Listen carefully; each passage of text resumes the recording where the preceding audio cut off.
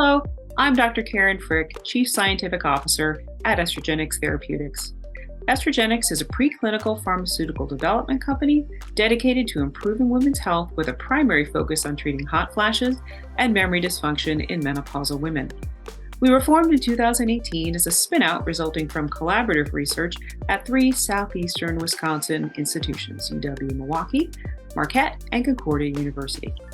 The close proximity of these three research groups has greatly facilitated our working relationships and ability to take advantage of our latest results and to pivot into new directions. The traditional treatment for menopause is hormone replacement therapy, or HRT. While HRT does address the symptoms of menopause, it also carries an increased risk for breast cancer. For this reason, physicians will not prescribe HRT for the nearly 2.5 million menopausal women in the U.S. who have breast cancer or a family history of breast cancer. For these women, there are no therapeutics which can be safely prescribed. Estrigenix is developing an orally available drug with the benefits of HRT, but without the associated risk of breast cancer.